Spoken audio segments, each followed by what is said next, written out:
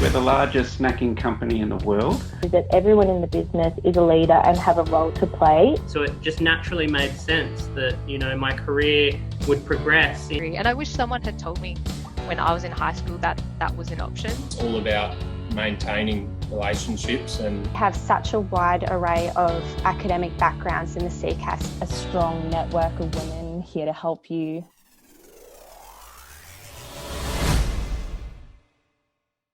Well, hey guys, today we are joined by Ricky, who is a school-based apprentice Boilermaker for BAE Systems, who is currently in Year 12. So thank you so much for joining us today.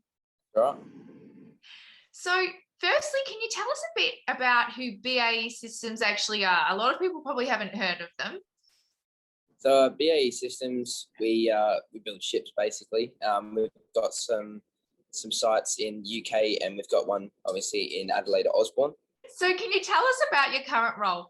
What is a Boilermaker? Because also a lot of people may not have heard what a Boilermaker is. And how are you enjoying it? How's it all going? Yeah, so Boilermaker does metal fabrication and welding. So at the moment we're studying metal fabrication and welding. And then after 2 years of our apprenticeship, we split off into different streams. So you could be a pipe welder, Boilermaker, just a normal welder, or metal fab. So they're really accommodating. There's lots of different areas. It's not like you get the apprenticeship and you have to stay in one area. Yeah. So at the moment we're doing a lot of classroom-based stuff, but it's first year, so you have to get all your safety, all your tags for gas, making sure you're allowed on and off the ship. Knowing what to do in case there's an emergency. Yeah. It's a pretty big place, so if something goes wrong and you're just sitting in the smoko room, then it's going to be a pretty big harsh punishment. So, yeah, totally. And how do you manage both work and school? How's that going? Yeah, it's pretty good. So 1 day a week I go to TAFE and study there, and the rest I'm at school. Being Year 12, we have a lot of time to study, so it just means you got to be committed if you want to do well in school and TAFE. You can't really muck around a lot. You've got to have your head screwed on. If you've got work to do for school or you've got work to do for TAFE, you have to do that. There's no way of getting around it. Yeah. Exactly. And it's all going towards a good cause. Like, to be able to go straight out of high school into such a great job, like it's all worth it for sure. What would you say influenced you to go down this career path? Have you always been interested in welding, boilermaking, that sort of stuff? I've always been, involved in tools. A lot of my family are tradespeople. Mainly my grandpa, he's a boilermaker by trade. He's retired now, but he sort of showed me what it was like and how to do it in the backyard, building sheds and pergolas. So from that, I was sort of like, I could do this as a living, but I never really was committed to it. He taught me how to weld, use all the metal tools, but I didn't know if I wanted to go down that track or if I wanted to do a different trade. And last year in Year 11, my vet coordinator told me about engineering, Cert 2, I believe it was. So I did that for 2 terms, I think it was. So I started mid-year, and then my vet coordinator again came to me and said that there was an offer for BAE apprentices and that I should look into it. And then the next week at TAFE, we had BAE come in and talk to us about it. So I went home, spoke to my mum, grandpa and all that, and sat down. I was like, I really want to do this. Got through all the stages, and now I'm here. Yay! How cool is that? That's awesome. So at high school, what subjects do you think have helped you prepare you for your role now?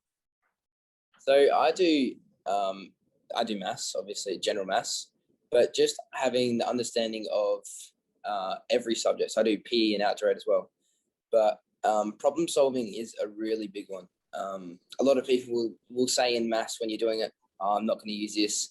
Even if you use it, it's about the problem solving. So you might never use that equation in your life, but it's about problem solving to get the right answer. Same with outdoor ed, we go on camps where the teachers would just leave you and you walk and you got to find your way to the next camp. So that, if you're in the wrong spot, then you got to problem solve and get yourself back on the right track. So I'd say in general, school for me is getting problem solving. So, you know, being able to socialize with people and that, but obviously as well, you have to do well in your classes to pass. But problem solving to me is probably one of the biggest things that you learn at school. Yeah, that's a really great way to put it. And then what personal attributes do you think that you have that have helped you succeed in your role so far? I think I'm a pretty determined person. If someone puts something in front of me, I'm gonna try my hardest to do it. But yeah, family to me is one of my biggest, even though it's not a personal attribute.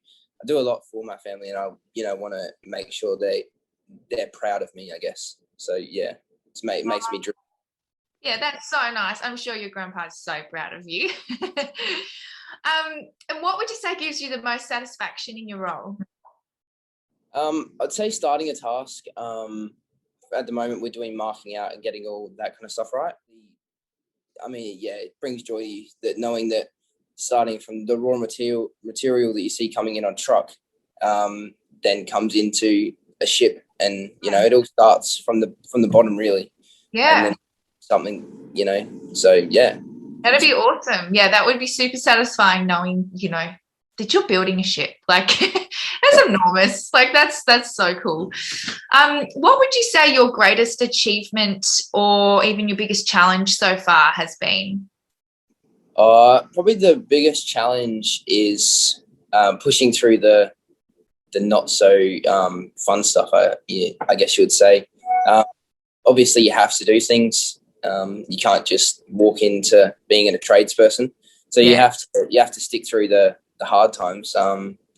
You could be going through safety for weeks, but you've got to do that in order to get qualified and be a tradesperson. So that's the biggest challenges. Yeah.